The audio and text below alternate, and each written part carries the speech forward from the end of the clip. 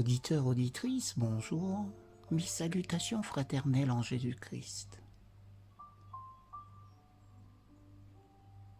Jésus représente le pain, la manne, qui vient directement du ciel. C'est pour cela, en ce jour, j'aimerais vous faire la lecture d'un ouvrage dont le titre de notre présentation s'intitule « Le secret de la vie spirituelle ». À moins que quelqu'un ne soit né d'eau et d'esprit, il ne peut pas entrer dans le royaume de Dieu. Jean chapitre 3, verset 5. La question est souvent posée. Pourquoi n'y a-t-il pas plus de pouvoir dans l'Église? Pourquoi pas une piété plus vitale? La raison en est que les exigences de la parole de Dieu ne sont pas respectées en vérité et en vérité. Dieu n'est pas aimé suprêmement et notre prochain comme nous-mêmes. Celui-ci couvre tout le terrain. De ces deux commandements, de ces deux promesses, de ces deux paroles, dépendent toute la loi et les prophètes. De ces deux exigences de Dieu, soit obéi explicitement. Oui, que ces deux exigences de Dieu soient obéies explicitement. Et il n'y aurait pas de discorde dans l'Église, pas de notes discordantes dans la famille. Chez beaucoup, le travail est trop superficiel. Les formes extérieures prennent la place de l'œuvre intérieure de la grâce.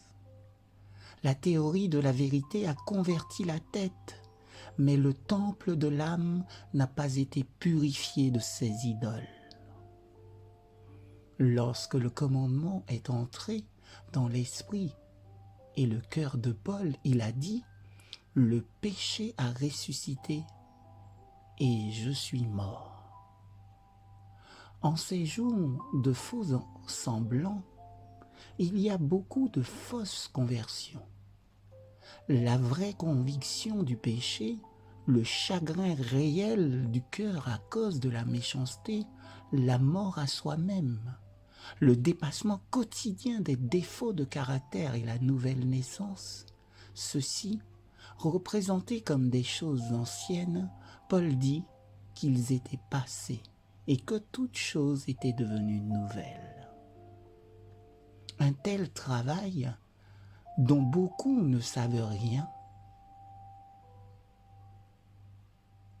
ils ont greffé la vérité dans leur cœur naturel, puis ont continué comme avant, manifestant les mêmes traits de caractère malheureux.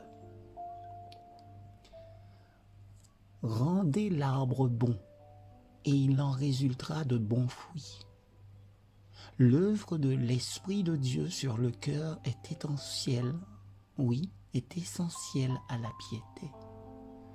Elle doit être reçue dans le cœur de ceux qui acceptent la vérité et créent en eux des cœurs purs avant que l'un d'eux puisse garder ses commandements et mettre en pratique la parole. La Bible n'est pas étudiée autant qu'elle devrait l'être. Il n'en est pas fait la règle de vie.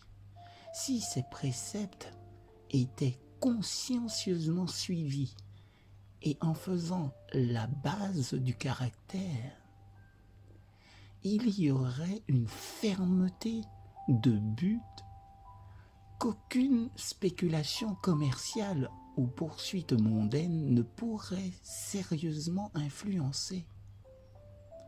Un caractère ainsi formé et soutenu par la parole de Dieu supportera le jour de l'épreuve des difficultés et des dangers.